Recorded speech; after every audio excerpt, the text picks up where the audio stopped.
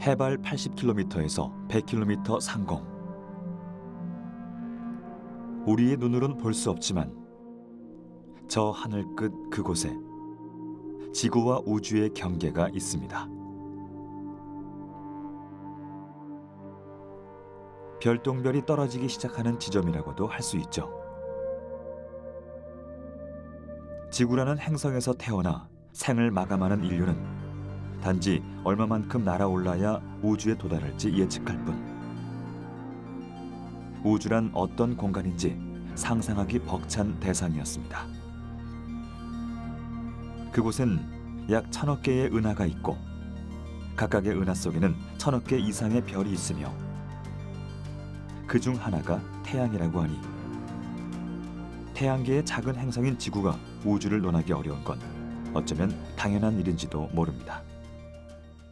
5초, 4초, 3초, 2초, 1초. 하지만 지구 밖 세상에 대한 인류의 호기심은 그곳으로 나아가고픈 염원이 되었고 세기의 도전이 되었으며 결국 현실로 이루어졌습니다.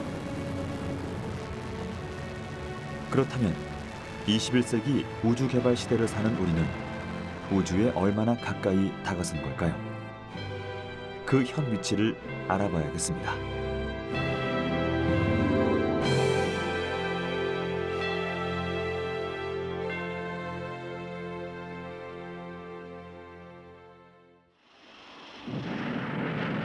(1957년 10월 4일) 구소련의 인공위성 스푸트니크 1호가 지구 저궤도에 진입했습니다. 우주 시대의 서막이 열린 것이죠.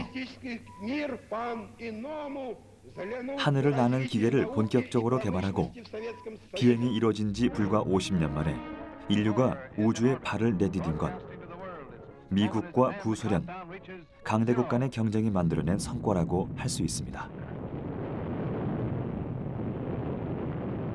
로켓은 실려 있는 것이 무엇이냐에 따라 우주 운송 수단이 될 수도 있고 전쟁 무기인 대륙간 탄도 미사일이 될 수도 있습니다. 그만큼 우주를 선점한다는 건 무기 개발에 앞서 있다는 증거였죠. 미국과 소련이 그 민주 체제하고 공산 체제를 경쟁을 하면서 체제 경쟁을 하게 된 거죠. 그러다 보니까 자기들이 공산 사회가 또는 민주 사회가 더 과학 기술을 발전시키고 국민의 삶의 질을 증진시키는 데 유리하다라고 이제 강조를 하면서 자기들이 이제 우주 개발이 그것 중에 하나였죠. 그러니까 우리의 과학 기술이 니들 체제보다 낫다. 이걸 강조하기 위해서 서로 경쟁적으로 이제 우주 개발을 했던 거고요. 스푸트니크 1호를 시작으로 4년간 10개의 위성을 연달아 발사시킨 구소련은 1961년 유리 가가린이 최초로 우주를 다녀오며 60년대 중반까지 우주 강국으로서 입지를 다졌습니다.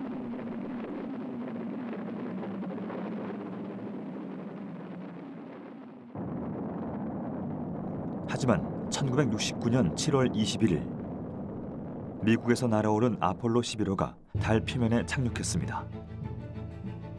이로써 우주 개발 시대의 주도권 전환이 이루어졌죠. 우주 비행사 닐 암스트롱이 달에 내디딘 그 첫걸음은 인류 역사의 한 획을 그었습니다. 아주 오래전부터 그저 바라만 보던 달에서 푸른 지구의 얼굴을 볼 수 있게 된 것입니다.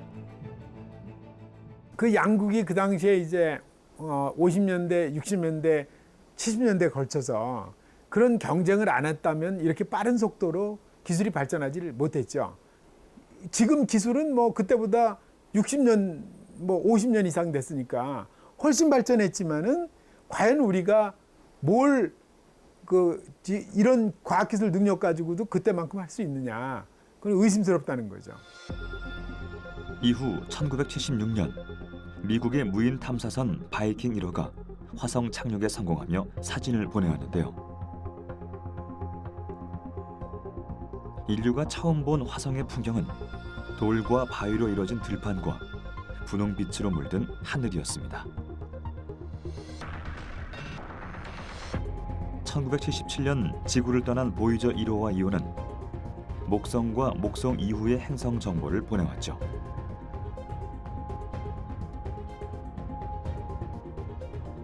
보이저 탐사선은 목성의 위성 3개를 새로 발견했고 토성에선 초속 500m의 폭풍이 불고 있으며 토성의 고리는 대부분 얼음 덩어리로 구성되어 있다는 사실을 알아냈습니다. 1981년엔 최초의 우주왕복선 콜롬비아호가 발사됐습니다. 우주왕복선은 재사용이 가능한 로켓으로 지구와 우주를 오가며 사람과 물자를 나르고 인공위성의 회수, 수리를 도맡으면서 우주 건설의 가능성을 입증했는데요.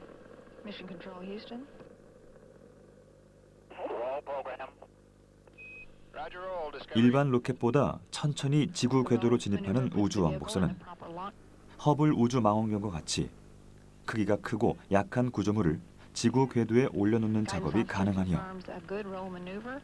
과학자와 같은 비조종사들도 탑승할 수 있어 우주에서의 여러 가지 과학 실험이 시도됐습니다. 그리고 우주왕복선의 핵심적인 역할로 우주 정거장이 건설됐습니다. 우주 정거장은 지상으로부터 물자를 공급받으며 우주 비행사를 교대하는 정거장인데요. 인간이 우주 공간에서 반영구적으로 생활할 수 있도록 거주 공간을 제공하는 대형 우주 구조물이기도 합니다.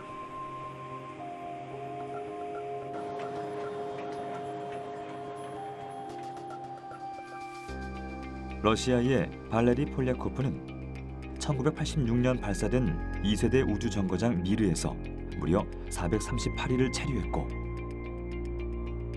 세르게이 아브데예프는 3회에 걸쳐 2년 이상 미르에 머물렀습니다. 사람이 우주에서 장기간 체류할 수 있다는 사실이 증명된 것이죠. 최초의 우주 정거장 살유트 이후 미국의 스카이랩, 러시아의 미르, 그리고 다국적 프로젝트로 건설된 국제우주정거장까지 인류가 우주로 나아가기 위한 전초기지는 이미 마련됐으며 진화를 거듭하고 있습니다. 우주는 더 이상 영화 속 판타지가 아니라 우리의 현실과 가까운 미래 속에 깊숙이 자리 잡은 것이죠. 우주 개발이 그냥 우리가 그 우주를 정복했다는 의미도 큽니다만은 그 과정에 다양한 첨단 기술이 융합된 분야입니다. 이를테면 기계, 전자, ICT라든지 그런 융합된 분야가 있기 때문에 그 과정에 검증된 기술들을 우리 다른 산업에 이렇게 파급을 시키고 새로운 가치도 만들고 새로운 서비스를 만들어낼 수 있는, 즉 우리 미래의 먹거리와 굉장히 관련돼 있는 중요한 부분입니다. 달 탐사 혹은 우주 탐사를 왜 하냐 하는 부분에 있어서는 우리가 그동안의 어떤 그 근본적 원인이라 그러면 미지의 세계에 대한 과학적 탐구가 기본으로 깔려 있다고 보겠죠. 그 인류 생명 탄생의 원인서부터 해가지고 또 한편으로는 또 우리 지구가 갖고 있는 전지구적인 문제를 어떻게 해결할 수 있느냐 하는 부분까지 포함되어 있을 거예요. 또 그 과정에서 지구를 벗어나 어떤 다른 행성의 자원을 탐사한다든지 또 혹은 거기에서의 어떤 거주까지도 생각하는 이제 그런 부분들이 있겠죠. 우주 산업을 육성하고 우주라는 공간을 인류의 첨단 기술로 개척하고 있는 우주 강국들. 이들 우주 강국의 대열에 나란히 서기 위해선 몇 가지 조건이 필요합니다.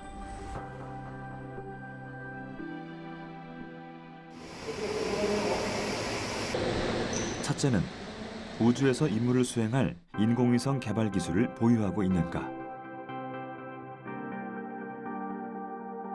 둘째는 발사체 기술을 확보하고 있는가.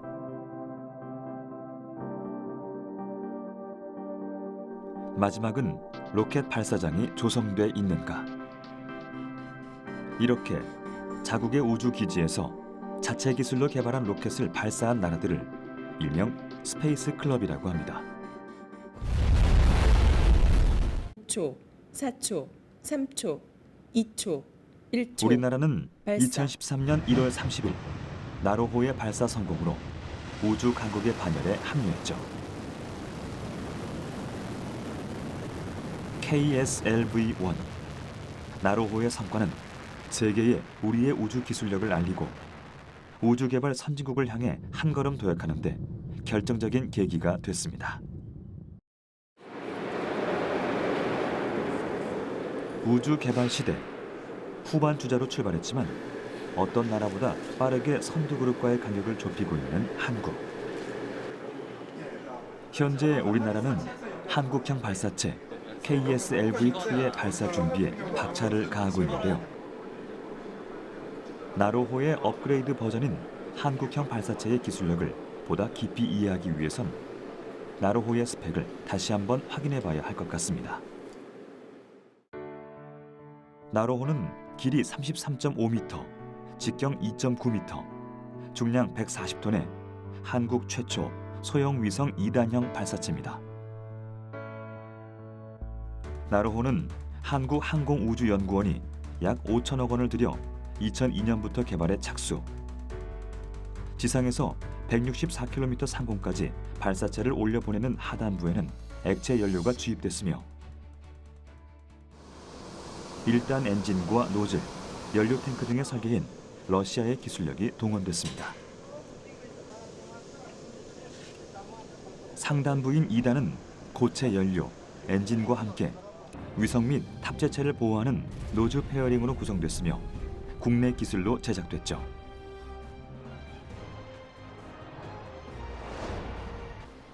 (2단) 직렬형 발사체인 나로호에서 볼 수 있는 것처럼 로켓이 단으로 나뉘어 있으며 각 단마다 필요한 부품과 기술이 다르게 적용된 것을 알 수 있는데요. 단이란 각각의 엔진을 가진 독립적인 로켓입니다. 그리고 단을 어떻게 구성하는지에 따라 발사체의 형태가 달라집니다. 크게 직렬형, 병렬형, 부착형, 그리고 피기백 방식으로 나눌 수 있는데요.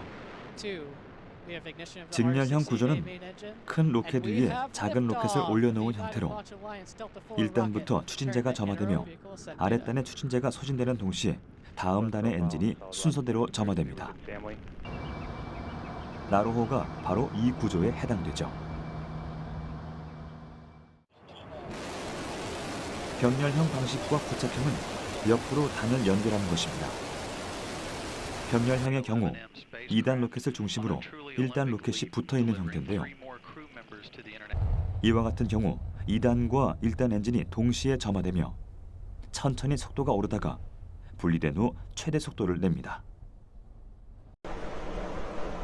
부착식으로 결합된 단은 발사 시 추력을 증가시키기 위한 보조로켓 역할을 하며 단수에 포함시키지 않습니다.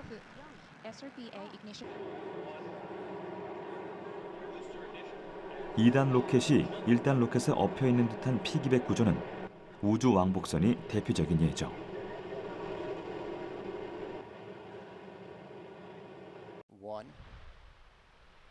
세계 각국에서 채택하고 있는 로켓 구조는 대부분 직렬형 다단 구조에 보조 로켓을 부착하는 형태입니다.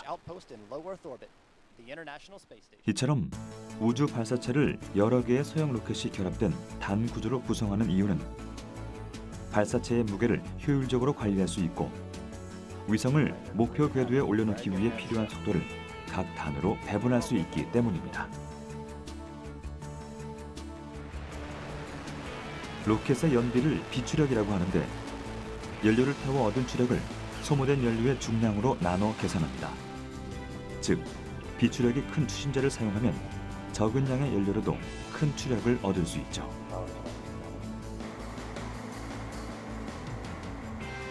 나로호의 경우 하단부인 1단에는 액체 엔진이, 상단부인 2단엔 고체 엔진이 탑재됐습니다.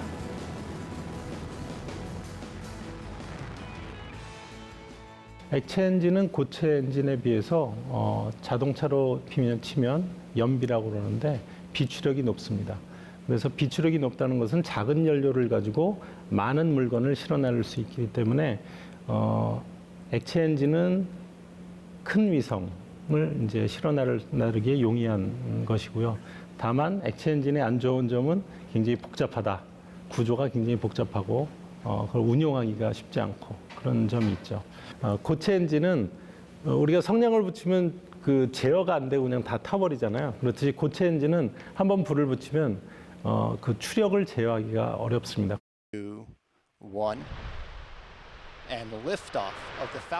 액체 연료는 고체 연료에 비해 비추력이 매우 우수한 로켓 추진제입니다. 세계 각국에서 액체 추진제 로켓을 택하고 있는 것 또한 바로 이러한 이유에서죠.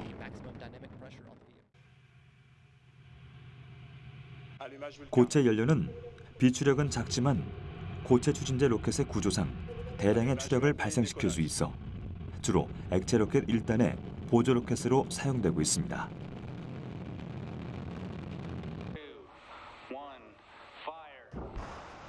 로켓의 연료와 엔진에 관한 기술은 한 나라의 과학 기술력을 상징합니다.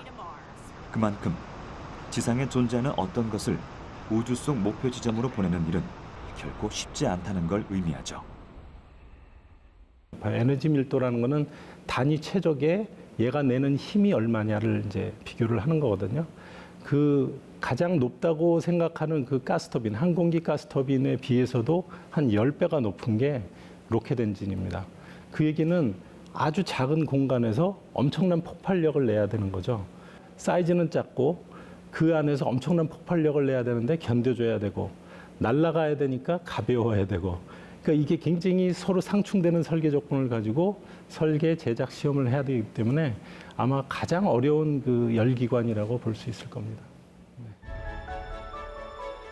두 번의 발사 실패 끝에 개발을 시작한 지 11년 만에 나로호는 2013년 1월 30일 위성을 정상 궤도에 진입시키는 데 성공합니다.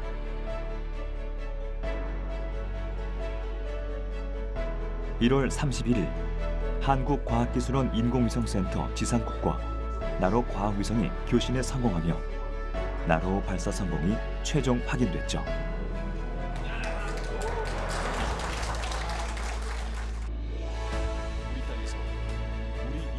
비록 1단 로켓을 러시아의 도움을 받아 완성했지만 나로호의 성공은 100% 우리 기술로 만든 한국형 발사체의 탄생을 예고했습니다.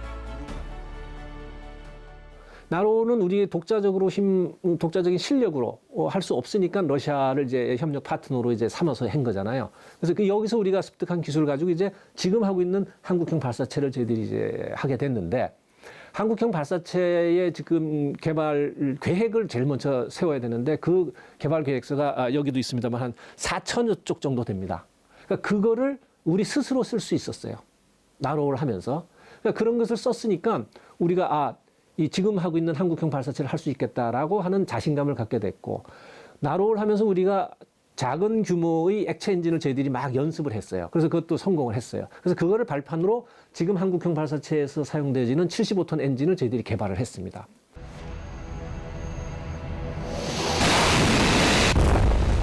한국형 발사체는 순수 우리 기술력으로 만든 발사체입니다.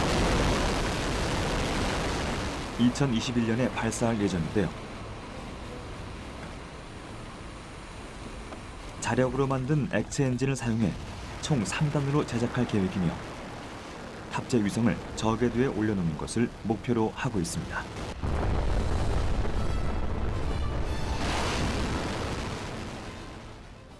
지금 한국형 발사체는 1.5톤의 실용위성급의 인공위성을 발사할 수 있는 능력을 가진 발사체를 개발하는 것이 목적입니다. 지금 대략 한 70% 정도까지 왔다고 이제 보시면 될 것 같고요. 특히 이제 우주 발사체에 있어서는 엔진 개발이 핵심입니다. 현재 저희는 2016년부터 엔진을 제작해서 시험을 지금 계속 진행을 해왔고요. 올해는 그 시험 발사체 비행 시험을 통해서 엔진의 성능을 검증하는 그런 해가 될 것입니다. 한국항공우주연구원은 한국형 발사체의 발사에 앞서 올해 10월 시험 발사체를 우주로 먼저 올려보내려 합니다.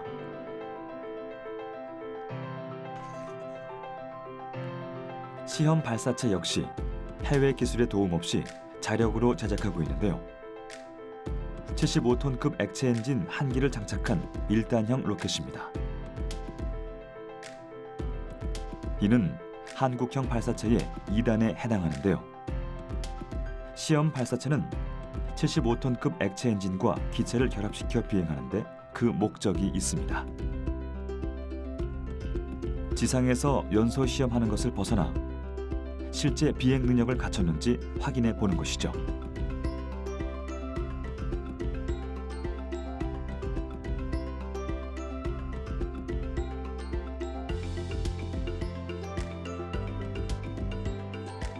시험 발사체의 비행 능력 확보는 한국형 발사체의 성공적인 발사에 한 걸음 더 다가간다는 의미이기도 한데요.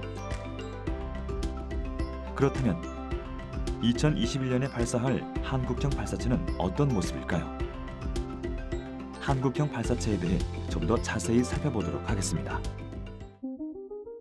KSLV-2 한국형 발사체는 나로호인 KSLV-1과 비교해 무게는 약 1.5배 무겁고 길이는 14m가량 더 깁니다. 발사체의 단수도 나로호보다 한 단위 많습니다. 한국형 발사체는 75톤급 액체 엔진 4기를 장착한 1단, 75톤급 액체 엔진 1기를 장착한 2단, 그리고 7톤급 액체 엔진 1기를 장착한 3단, 이렇게 총 3단으로 구성됩니다. 무엇보다 총 47.2m에 달하는 발사체의 설계, 제작은 물론 발사체의 핵심인 엔진을 국내 기술로 개발했다는 것에 큰 의미가 있습니다. 이 엔진은 로켓의 심장이고 그 성능을 가늠하는 지표입니다. 심장이 없으면 아무리 기체를 만든다고 해도 그것을 날려보낼 수 없고요. 항공 우주 역사상, 세계의 역사상 봐도 엔진이 개발이 돼서 그거에 따르는 기체를 만들고 그거에 따르는 비행물체를 만들 수밖에 없는 현실인 거죠. 그런 면에서 모든 우주 발사체를 개발을 한다면 엔진이 그 나라의 자긍심이고 핵심입니다. 75톤급 액체 엔진이 우주용 로켓 엔진으로 인정받으려면 134초에서 145초 동안 목표한 추력을 안정적으로 내야 합니다. 추력이란 물체를 운동 방향으로 미는 힘을 말하는데요. 발사체의 경우 엔진이 연소하면서 생기는 힘의 반작용으로 발사체가 앞으로 움직이는 힘을 추력이라 합니다. 한국형 발사체에 사용할 75톤급 액체 엔진은 임무 작동 시간 145초, 지상 목표 추력 67톤, 우주 목표 추력 76톤을 달성했습니다. 엔진의 안정성을 확보하기 위해 2016년 5월부터 연소 테스트를 시작해 얻은 결과죠. 76톤이란 힘이 얼마나 큰지 가늠하기 어렵다면 약 1톤의 자동차 76대를 한꺼번에 쏘아 올릴 수 있을 정도의 힘이라 생각하면 되는데요.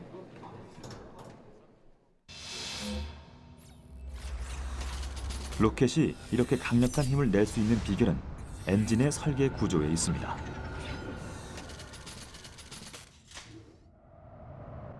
(75톤급) 액체 엔진은 터보 펌프를 비롯해 연소기, 배관 등으로 구성된 아주 예민한 추진 기관입니다.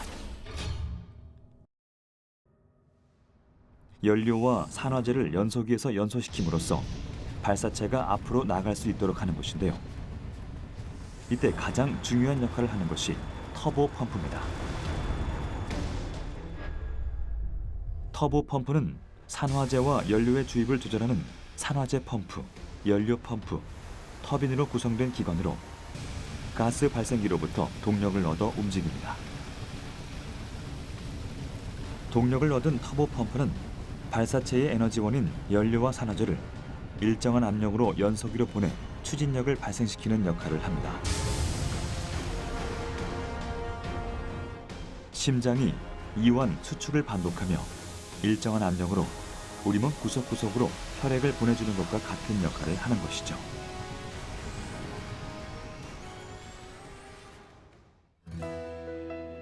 엔진은 기체와 결합해 지상의 물체나 사람을 우주로 수송합니다.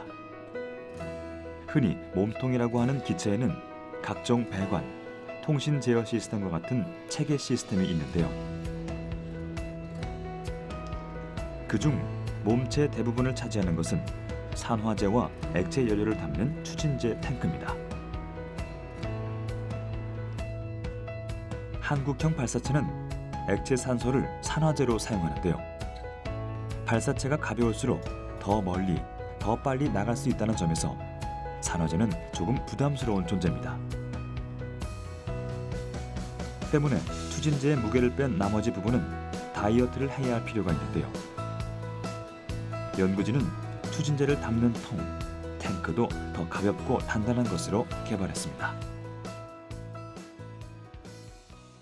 딱 필요한 만큼의 그 하중, 그 압력과 그다음에 아까 말씀드린 압축, 굽힘, 하중을 견디면서도 딱 그만큼만 가벼운, 제일 가볍게 만드는 게 제일 중요합니다. 탱크를 가볍게 만들어야 발사체가 경량화가 되고 성능이 좋아지는 거거든요.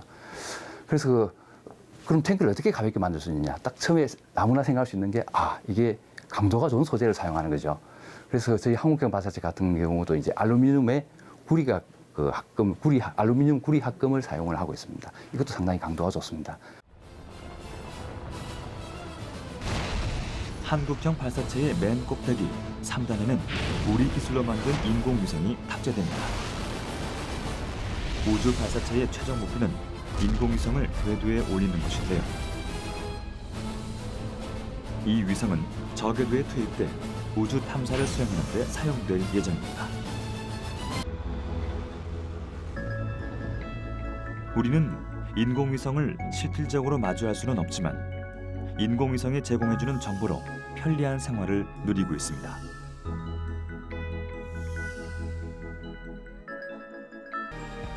매일 뉴스에서 확인하는 일기예보 정보나 운전 중 사용하는 내비게이션을 통해 현재 위치를 확인하고 목적지를 찾아가는 것 또한 위성 서비스가 있기에 가능한 것입니다. 인공위성이 보내준 정보를 필요에 맞게 활용하는 것이죠. 한국은 1989년 영국과 우리별 1호를 공동 제작하며 인공위성 연구를 시작했습니다. 이후 우리나라 위성 분야는 수준 높은 전자기술력을 바탕으로 빠르게 성장했습니다. 1999년엔 독자 기술로 우리별 3호를 성공적으로 개발했는데요. 현재 우리나라는 세계 6, 7위권의 기술력을 지닌 인공위성 강국으로 평가받고 있습니다. 우주 개발 역사는 뭐 잘 아시다시피 우리별 1호 처음 시작했을 때가 아마 90년대 근방일 겁니다, 아마. 예. 한 30년도 채 안 됐죠. 예. 근데도 뭐 하여간 우주 쪽에 그 인공위성 쪽은 그래도 굉장히 그 기술이 그 세계적인 어떤 수준하고 거의 뭐 맞먹는 수준이 아닐까라고 저희들은 생각을 하고 있습니다. 예, 저희들이 지금 위성 기술을 보통 얘기를 할 때 위성 설계 기술, 뭐 제작 기술, 조립 시험 기술, 뭐 운영 기술 얘기를 하는데 우리나라는 이 전체 4개 기술에 대해서는 지금 해외 의존 없이 독자적으로 다 그 수행을 하고 있습니다. 인공위성은 탑재체에 의해 날씨 관측, 통신, 감시 등 그 역할이 결정됩니다. 때문에 그 역할에 따라 각각 다른 고도에 발사되고 정해진 궤도로 움직입니다.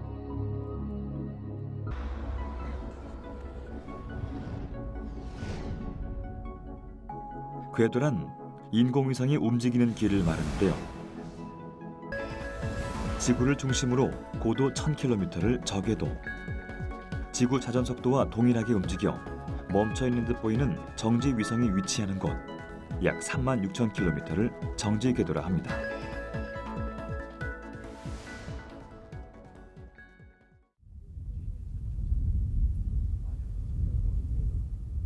우리나라는 1992년 저궤도를 향해 우리별 1호를 발사하며 22번째 인공위성 보유국으로 이름을 올렸습니다. 이후 다목적 실용위성, 통신위성 무궁화, 통신해양기상위성 천리안 등의 인공위성을 발사했는데요. 이 위성들 중 우리는 천리안 위성에 주목할 필요가 있습니다. 2010년 상공 약 36,000km 정지궤도에 쏘아올린 국내 최초 공공정지궤도 위성 천리안. 천리안은 2011년 4월부터 매일 기상 관련 영상을 보내주고 있는데요. 우리가 일기예보를 통해 보는 영상들은 대부분 이 천리안 위성이 보내준 정보들이죠. 하지만 천리안 1호는 곧 수명이 다하기 때문에 그 임무를 승계받을 인공위성이 필요한데요. 올 하반기 한국항공우주연구원에서 직접 설계하고 제작한 천리안 2호를 발사해 천리안 1호의 임무를 이어받을 예정입니다. 천리안 위성 1기가 이제 해외 공동 개발을 했습니다. 해외 공동 개발이라는 것은 해외가 기술 책임을 지는 형태인데 저희들이 이번엔 엄밀하게 말하면 좀 더 도전적으로 해갖고 국내 독자로 지금 그 정지궤도 복합위성 천리안 2호를 지금 거의 개발 완료 중에 있습니다. 위성의 지금 규모가 천리안 1호가 2,500km에 비해서 저희들이 3,500km 정도로 한 1톤 정도가 더 늘었고요. 그 다음에 사실 그 보이지 않는 설계 부분도 이제 저희들이 국내 개발로 많이 바꿨습니다. 위성 활용 서비스와 위성 장비 시장은 2016년 기준 국내 우주산업 매출액 전체의 약 84%를 차지했습니다. 그만큼 인공위성 기술의 응용 분야가 많다는 것이죠. 정부는 인공위성 서비스를 더 활용하고 발전시키기 위해 다양한 계획을 세웠는데요. 그 최정점에 있는 것이 한국형 위성 항법 시스템입니다. 한국형 위성 항법 시스템은 내비게이션에 주로 쓰이는 GPS, 즉 전 지구를 커버하는 위성 위치 확인 시스템의 우리나라 전용 버전이라고 생각하면 됩니다. 이 서비스가 상용되면 오차 범위 1m 이내에 아주 정밀한 위치 서비스를 누리며 한층 더 정확하고 빠른 길 찾기가 가능해질 것입니다. 우리나라가 다행히 정부에서 지금 우주개발진흥 기본계획이나 우주개발 중장기 계획을 통해서 위성 개발 계획도 상당히 지금 장기적으로 이렇게 예측을 하고 가고 있습니다.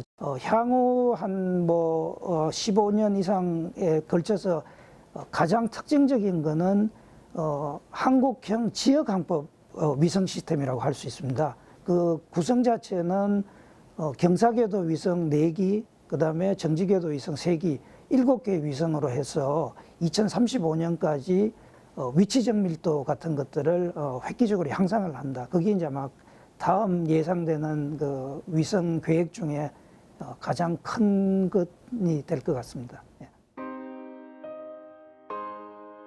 2018년 현재 우리나라는 대한민국 우주개발 역사의 한 획을 그을 달 탐사 프로젝트를 준비하고 있습니다. 지구로부터 약 38만 4천 km 떨어져 있는 달.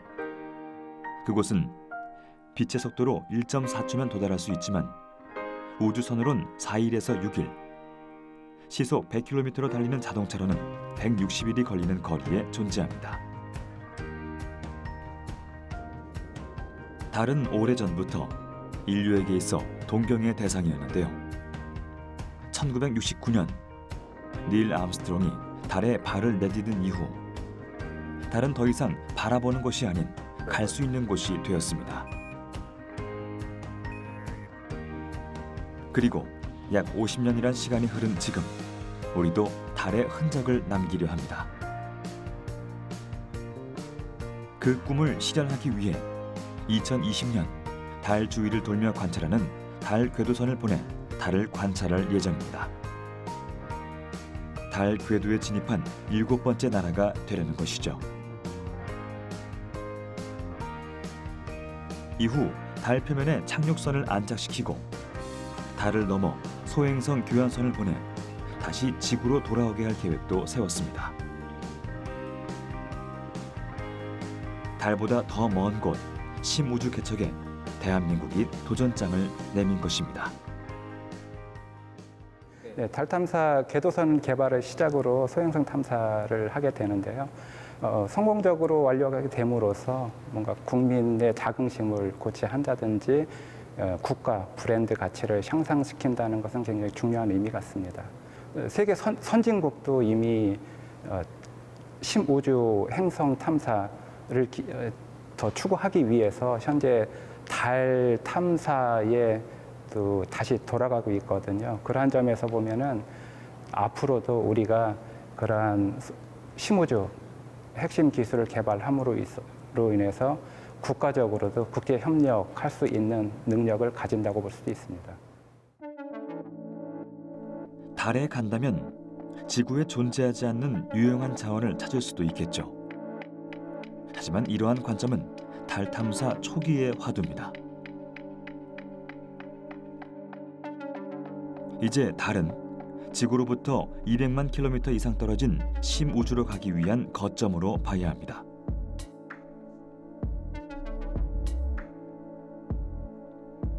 역사상 달 너머의 우주에 발을 디딘 사람은 없습니다. 때문에 달보다 더 먼 곳을 탐사하기 위해선 사람의 눈이 되어줄 무인 로봇 로버가 있어야 합니다. 그리고 로버가 보내온 자료를 받아볼 수 있는 심우주 통신망이 필요합니다.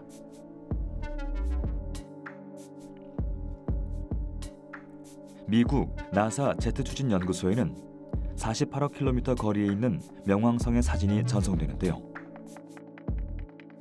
심우주 통신망이 있기에 가능한 것이죠. 먼 우주에서 보내오는 신호를 받으려면 지상국이 있어야 하는데요. 미국 캘리포니아, 스페인, 호주에 대형 위성 수신 안테나를 설치해 교신을 주고받고 있습니다.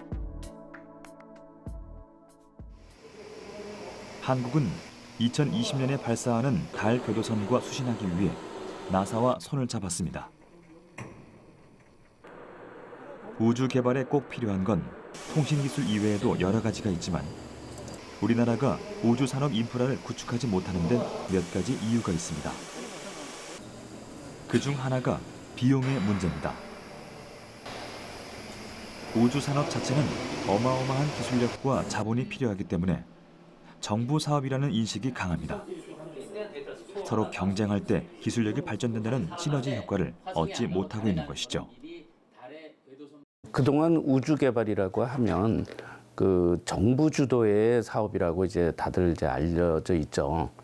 그 이유가 이제 기술적인 리스크가 크고 개발 비용이 이제 막대하게 소요되고. 근데 최근에 들어서면서 다 아시다시피 그 스페이스X라는 그런 기업이 등장하면서 민간 벤처 기업들이 주로 미국을 중심으로 해서 굉장히 활발하게 이제 우주 분야에 참여를 하고 있습니다. 지난 2월 높이 70m, 폭 12.2m에 달하는 초대형 로켓이 우주로 떠났습니다. 팰컨 헤비, 인류가 운용 중인 로켓 중 가장 큰 로켓입니다. 미국의 민간 우주 기업인 스페이스X가 발사한 로켓인데요. 팰컨 헤비의 성공은 우주 산업이 이제 더 이상 국가만의 일이 아니라 민간 사업자도 함께 이뤄낼 수 있다는 신호탄이 되었습니다. 우리나라의 경우 한국항공우주연구원이 선두에 서서 우주 산업을 이끌어가고 있는데요. 한국항공우주연구원에선 핵심 기술을 개발한 다음 민간 업체에 지원해 줌으로써 정부와 기업이 함께 우주 산업을 키울 수 있도록 환경을 마련하고 있습니다. 이런 과정 속에 우주 산업이 발전된다면 우리도 민간 기업에서 우주선을 발사하는 날을 기대해 볼 수 있을 겁니다. 그래서 우주 정복이 중요하다는 이런 국민적인 공감만 일으키고 정부가 적극적으로 끈기 있게 지원한다 그러면은 오히려 우수한 인력, 사람이 어떻게 보면 유일한 자원인 대한민국에 있어서는 꽤 희망적인 분야다. 저는 그렇게 생각을 합니다. 지금 당장 시간을 달려 달, 그보다 더 먼 화성, 심우주를 정복할 수는 없습니다. 우주를 향한 막연한 호기심과 새로운 삶의 터전을 마련하기 위해 노력한 결과 오늘날에 이르렀죠.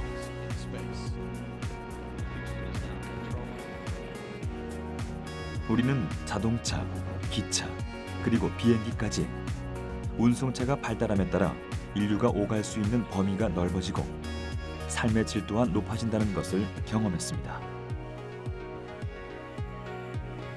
우주선도 마찬가지입니다. 우주선은 인류의 행동 반경을 획기적으로 넓혀 지구가 아닌 또 다른 행성을 자유롭게 오갈 수 있게 해줄 것입니다.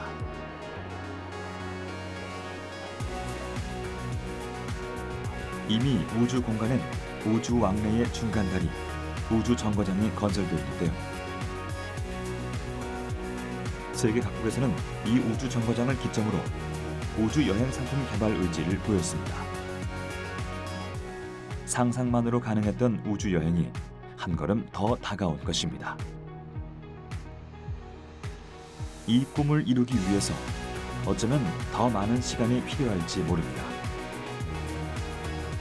하지만 우주를 향한 동경이 오늘날에 이르게 한 것처럼 목표를 이루기 위한 노력이 이어진다면 또 다른 미지의 세계를 향한 꿈을 꿀 수 있겠죠.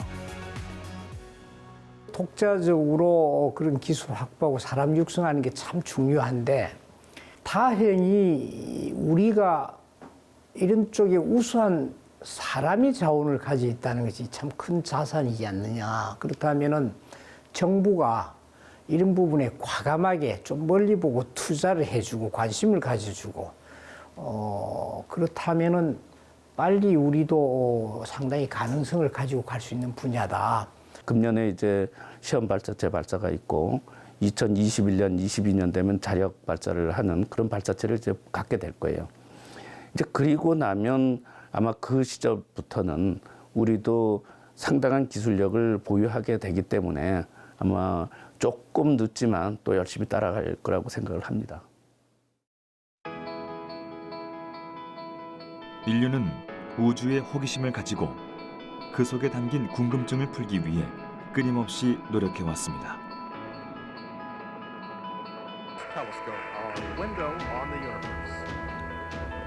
하지만 인류가 가고자 하는 저 먼 우주는 그 거리와 비례하는 연구 시간이 필요합니다.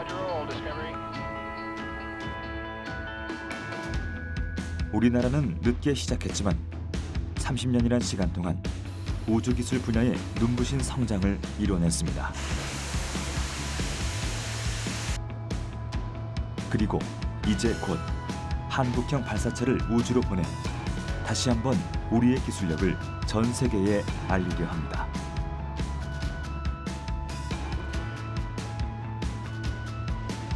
우주를 향한 대한민국의 두 번째 도약. 저 먼 우주로부터 성공의 메시지를 받을 날이 사뭇 기대가 됩니다.